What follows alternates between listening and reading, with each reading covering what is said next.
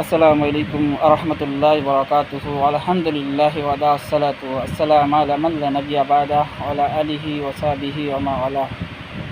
দূরের এবং কাছের প্রিয় দিনদার মুসলিম ভাই বোনেরা, আশা করি আল্লাহর অশেষ রহমতে আপনারা ভালো আছেন। আলহামদুলিল্লাহ, আমিও ভালো আছি।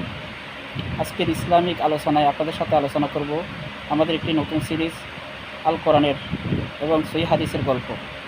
আজকে যে গল্পটি আলোচনা করব সেটা সহিহ হাদিস থেকে নেওয়া। আশা করি আপনাদের অনেক ফায়দা হবে ইনশাআল্লাহ। তো প্রিয় ভাই বোনেরা, আজকে যে আলোচনা করব সেটা হচ্ছে উসিলার মাধ্যমে, নিজের ভালো কর্মের উসিলার মাধ্যমে আল্লাহর কাছে কীভাবে সাহায্য চাইতে হয় সেই উপর ভিত্তি করে সেই হাদিসে একটি গল্প এসেছে। সেই গল্পটি হলো, বনী ইসরায়েলের 3 জন ব্যক্তি কোনো একটি রাস্তা দিয়ে, পাহাড়ি রাস্তা দিয়ে অতিক্রম করে কোনো একটি অঞ্চলে যাওয়ার উদ্দেশ্যে যাত্রা করলেন। এমন সময় একটি পাহাড়ে পাথর এসে ওই একটি পাহাড়ের গুহার দ্বারে তারা 3 বন্ধু ওই গুহাতে আটকা পড়ে। এমত অবস্থায় তারা তো মহাবিপদ সংকীর্ণ এমন অবস্থা, অনেক চেষ্টা করেও তারা ওই গুহা থেকে বাইর হতে পারতেছে না, অর্থাৎ ওই পাথরটাকে সরাতে পারতেছে না। এমত অবস্থায় তাদের মধ্যে একজন বলতে লাগলো যে, তোমাদের মধ্যে যদি কেউ কোনো ভালো কর্ম করে থাকো, আল্লাহ সুবহানাহু কাছে পেশ করো, এর মধ্য দিয়ে তোমরা অবশ্যই এই পাহাড়ের গুহা থেকে নাজাত পেতে পারো। তখন তাদের মধ্যে একজন তার জীবনের উসিলা বলতেছেন, যে গল্প বলতেছিলেন, যে সে বলতেছে, হে আল্লাহ সুবহানাহু তাআলা, আমি তোমারই এক কদম বান্দা, আমি তোমার কাছে ফরিয়াদ করতেছি, আমার জীবনে আমি ভালো কোনো কর্ম না করলেও তবে আমার একটা কাজের কথা আমার সবচেয়ে বেশি স্মরণ হয়ে থাকে। সেটা হলো, আমার এই চাচাতো বোন খুব সুন্দরী, রূপসী, এবং তাকে দেখে প্রায়ই আমি জেনা করার প্রস্তাব দিতাম। এমত অবস্থায় আমি অনেক দিন তাকে প্রস্তাব দেওয়ার সময় সেই আমার চাচাতো বোন আমাকে বললেন যে, তুমি যদি আমার সাথে জেনা করো, তোমাকে আমি জেনা করতে সম্মতি দেবো ওই পর্যন্ত যদি তুমি আমাকে 100টা দেহরামের ব্যবস্থা করো, অর্থাৎ টাকার করলো, দাবি করলো।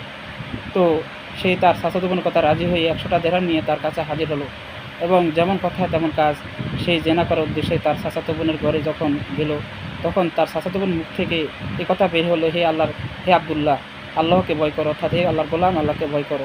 এমত অবস্থায় তার ভিতরে হেদায়েতের উদ্বোধন হলো, এবং সেই তার চাচাতো বোনকে আর জেনা করলেন না, অর্থাৎ তার সাথে সহবাস না করে সেই চলে গেল এবং আল্লাহর কাছে ক্ষমা চাইলেন।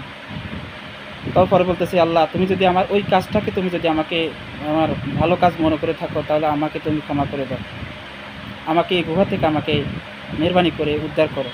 তো গুহার যে পাথরটা তারা মুখের মধ্যে বন্ধ হয়েছিল, ওই গুহার থেকে সামান্য একটু পাথর অংশটু সরে গেল। দ্বিতীয়জন দোয়া করলো, যে সে বললেন, হে আল্লাহ, আমার জীবনেও কোনো ভালো কাজের কথা আমার জানা নেই, তবে আমার জীবনে একটা কাজ হচ্ছে, আমার বাড়িতে আমার বৃদ্ধ মা বাবা আছে, তো আমারই কয়েকজন সন্তান আছে, কিন্তু আমি যেহেতু গোস্তের ব্যবসা করি, তো আমি প্রতিদিনকার মতো সবসময় গোস্ত বিক্রি করার পরে গোস্তের ভালো ভালো উত্তম অংশগুলো আমি আমার পিতামাতাকে দিয়ে তারপর আমার ছেলেমেয়েদেরকে দিই, অর্থাৎ তার পিতামাতাকে খাওয়াইয়া তারপরে সেইগুলোকে তার সন্তানদের খাওয়াতেন।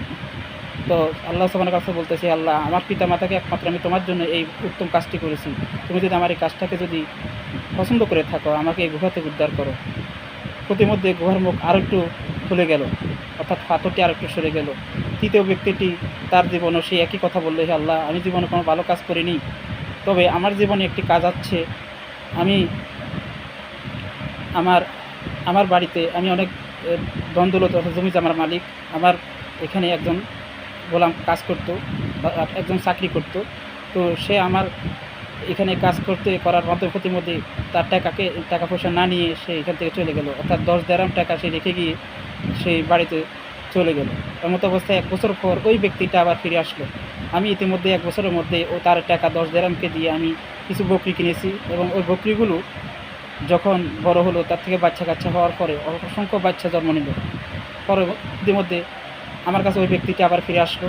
আসার পরে আমি কি করলাম, আমি ওই অর্থগুলো যখন আমাকে চাইলো, তখন আমি বললাম, এই যে তোমার ছাগলগুলো, এগুলো হচ্ছে তোমার অর্থ, অর্থাৎ তোমার টাকাগুলো হচ্ছে এইটা। তখন ওই ব্যক্তিটা আমাকে বললো, তুমি কি আমার সাথে ঠাট্টা মশকারি করতেছো?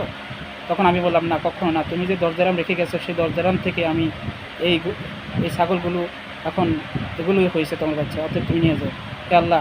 তখন সে বললো, আল্লাহ, এই কাজটা যদি তোমার জন্য আমি করে থাকি, তাহলে তুমি আমাকে এই গুহা থেকে উদ্ধার করো। তারপরে আল্লাহ সুবহানাহু ওয়া তাআলা কী করলেন, তাদেরকে গুহার ওই পাথরটা পুরোপুরি সরিয়ে দিলেন, তারা নাজাত পেলেন। তো প্রিয় ভাই বোনেরা, আমার এই গল্পটির থেকে কিছু শিক্ষণীয় বিষয় হলো যে আমরা দোয়া করার সময় আমরা কোনো ব্যক্তির উসিলা দিই, এটা কিন্তু অ্যাকচুয়ালি ঠিক না। এমনকি আমাদের নবী সাল্লাল্লাহু আলাইহি সাল্লামের উসিলা দিয়েও যদি দোয়া করা হয়, এটা কোরআন হাদিস দ্বারা সহিসম্মত নয়। তো উসিলা অবশ্যই চাইতে হবে, তবে উসিলা হচ্ছে একমাত্র নিজের ভালো কর্মের মাধ্যমে, যদি কোনো ভালো কাজ করে থাকে তার মাধ্যমে আল্লাহ সুবহানাহু ওয়া তাআলার কাছে দোয়া করা, এটা হচ্ছে ইসলামের শরীয়সম্মত। তো আমার এই প্রথম এই সিরিজটা আল কোরআন এবং সেই হাদিস থেকে যে গল্প, এই প্রথম গল্পে আশা করি আপনারা সবার মাঝে শেয়ার করবেন, আশা করি সবাই শুনবেন এবং সবাই আল্লাহ পাকের কাছে এভাবেই দোয়া করবেন, কোনো ভালো কাজের উসিলে দোয়া করবেন। আশা করি সবাই ভালো থাকবেন, সুস্থ থাকবেন এবং আল কোরআন এবং সহিহ হাদিস অনুযায়ী জীবন করবেন। আসসালামু আলাইকুম ওয়া রাহমাতুল্লাহি ওয়া বারাকাতুহু। সুবহানাকা আল্লাহুম্মা ওয়া বিহামদিকা আশহাদু আল্লা ইলাহা ইল্লা আনতা আস্তাগফিরুকা ওয়া আতুবু ইলাইক।